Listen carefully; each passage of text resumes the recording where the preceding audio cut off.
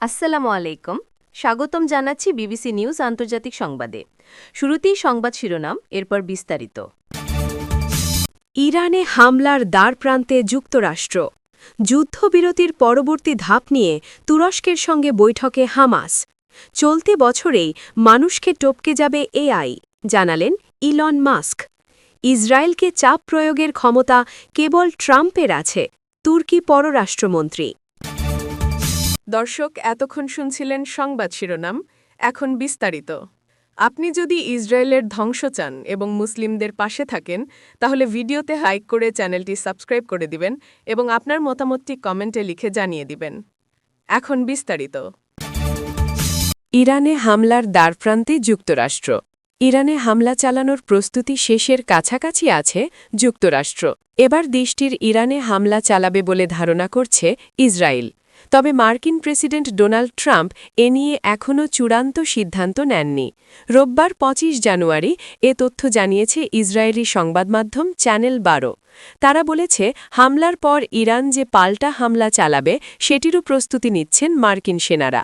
সংবাদমাধ্যমটি আরও বলেছে, মধ্যপ্রাচ্যে রণতরী যুদ্ধবিমানসহ অন্যান্য যুদ্ধাস্ত্র মোতায়নে যুক্তরাষ্ট্রের আর কয়েক দিন সময় লাগবে। চ্যানেল ১২ জানিয়েছে, গত ৮ মাসের মধ্যে মধ্যপ্রাচ্যে এবারই সবচেয়ে বড় সেনা ও যুদ্ধাস্ত্র জড়ো করছে যুক্তরাষ্ট্র, যার মধ্যে রয়েছে রণতরী USS Abraham Lincoln, guided missile destroyer এবং ক্রুজার। এর সঙ্গে আছে ফাইটার স্কোয়াড্রন্স এবং বাড়তি আকাশ ও মিসাইল প্রতিরক্ষা ব্যবস্থা। যুদ্ধবিরতির পরবর্তী ধাপ নিয়ে তুরস্কের সঙ্গে বৈঠকে হামাস। ফিলিস্তিনি স্বাধীনতাকামী আন্দোলন হামাসের শীর্ষ নেতা খালিল আল হাইয়ারের নেতৃত্বে একটি প্রতিনিধি দল ইস্তাম্বুলে তুরস্কের গোয়েন্দা প্রধান ইব্রাহিম কালিনের নেতৃত্বাধীন গোয়েন্দা কর্মকর্তাদের সঙ্গে বৈঠক করেছে। বৈঠকে গাজায় শান্তি প্রতিষ্ঠার লক্ষ্যে যুদ্ধবিরতি চুক্তি এগিয়ে নেওয়ার বিষয়টি গুরুত্বের সঙ্গে আলোচনা করা হয়। রবিবার ২৫ জানুয়ারি এক প্রতিবেদনে এ তথ্য জানিয়েছে জিও নিউজ। প্রতিবেদনে বলা হয়েছে, দুই পক্ষই ফিলিস্তিনি জনগণের মানবিক দুর্ভোগ লাঘবে যৌথ সমন্বয়ের উপর জোর দেয় এবং একটি জাতীয় কমিটির মাধ্যমে গাজা পরিচালনার বিষয়ে মতবিনিময় করে। পরিকল্পনার মধ্যে রয়েছে মানবিক সহায়তা পৌঁছাতে রাফা ক্রসিং খুলে দেওয়া। একই সঙ্গে দখলকৃত ভূখণ্ডে ফিলিস্তিনি জনগণকে সহায়তা ও আশ্রয় দেওয়ার নীতিগত অবস্থান পুনর্ব্যক্ত করা হয়। বৈঠকে হামাস প্রতিনিধি দল গাজায় শান্তি প্রতিষ্ঠার প্রচেষ্টায় তুরস্কের মধ্যস্থতাকারী ও গ্যারেন্টার ভূমিকার জন্য তুরস্কের প্রেসিডেন্ট রিসেপ তাইয়েব এরদোগানকে ধন্যবাদ জানায়। সেই সঙ্গে তারা পরিকল্পনার দ্বিতীয় ধাপে আঙ্কারার ক্রমবর্ধমান সক্রিয় ভূমিকাকেও স্বাগত জানায়। যুদ্ধবিরতি কার্যকর থাকার পরও ফিলিস্তিনের গাজা উপত্যকার বিভিন্ন এলাকায় হামলা চালিয়েছে দখলদার ইসরায়েলি বাহিনী। এতে ২ শিশুসহ ৩ ফিলিস্তিনি নিহত হয়েছেন। ড্রোন হামলা ও গুলিবর্ষণের এসব ঘটনায় আরও কয়েকজন আহত হয়েছেন বলে জানিয়েছে চিকিৎসা সূত্র ও প্রত্যক্ষদর্শীরা। খবর বার্তা সংস্থা আনাদোলুর।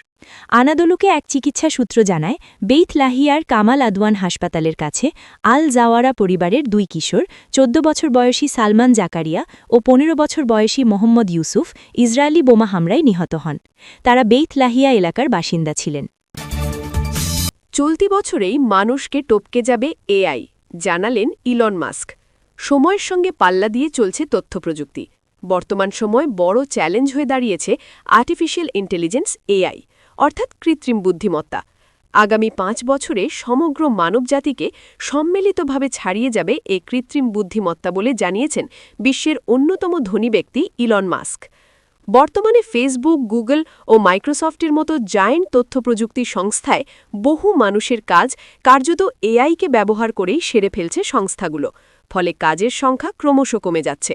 কাজের ক্ষেত্রে অনেকেই এআইকে বিজ্ঞানের অভিশাপ বলছেন। এবার মাস্কের সেই বক্তব্যে আরও জোরালো হল সভ্যতার আগামী দিনে এআইয়ের বাড়বাড়ন্তের দিক। বিশ্বের বড় বড় সংস্থাগুলো এআইতে বিপুল অঙ্কের বিনিয়োগ করছে। ফলে ক্রমশ কমছে কর্মসংস্থান, বাড়ছে কর্মী ছাঁটাই। প্রশ্ন উঠছে, তাহলে কি এআই টপকে যাবে মানুষকে? ইলন মাস্ক জানিয়ে দিচ্ছেন, বিষয়টি আর দূরে নেই। সবকিছু ঠিক থাকলে চলতি বছরের শেষেই বিপ্লব ঘটে যেতে পারে এবং আগামী ৫ বছরে সমগ্র মানবজাতিকে সম্মিলিতভাবে ছাড়িয়ে যাবে এআই। সম্প্রতি ইলন মাস্ক ওয়ার্ল্ড ইকোনমিক ফোরামের বার্ষিক সভায় উপস্থিত হয়েছিলেন আর সেখানেই সবাইকে সতর্ক করে ধনুকুবের বলেন, কৃত্রিম বুদ্ধিমত্তা, রোবোটিক্সের মতো প্রযুক্তি এমন গতিতে এগিয়ে চলেছে যা সভ্যতা, অর্থনীতি ও দৈনন্দিন জীবনে আমূল পরিবর্তন এনে দিতে পারে দ্রুতই। ইসরায়েলকে চাপ প্রয়োগের ক্ষমতা কেবল ট্রাম্পেরই আছে। তুরস্কের পররাষ্ট্রমন্ত্রী হাকান ফিদান বলেছেন, অবরুদ্ধ গাজায় আগ্রাসন বন্ধ করতে ইসরায়েলকে চাপ প্রয়োগ করার ক্ষমতা একমাত্র যুক্তরাষ্ট্রের প্রেসিডেন্ট ডোনাল্ড ট্রাম্পেরই আছে। তার মতে, প্রেসিডেন্ট চাইলে ওয়াশিংটনের প্রভাব এখনও চূড়ান্ত ও কার্যকর হতে পারে। সাংবাদিক হ্যাডলি গ্যাম্বেলের সঙ্গে অন দ্য রেকর্ড অনুষ্ঠানে কথা বলতে গিয়ে ফিদান বলেন, ট্রাম্পের গাজায় যুদ্ধ বন্ধ করার সক্ষমতা রয়েছে।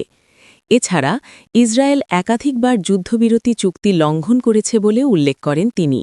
তিনি বলেন, আমরা বিশ্বাস করি প্রেসিডেন্ট ট্রাম্পই একমাত্র ব্যক্তি যিনি সত্যিকার অর্থে ইসরায়েলের ওপর চাপ সৃষ্টি করতে পারেন। গাজায় তুরস্ক সেনা পাঠানোর সম্ভাবনা সম্পর্কে জানতে চাইলে তিনি প্রেসিডেন্ট রিসেপ তাইয়েব এরদোগানের বক্তব্যের কথা স্মরণ করিয়ে দেন।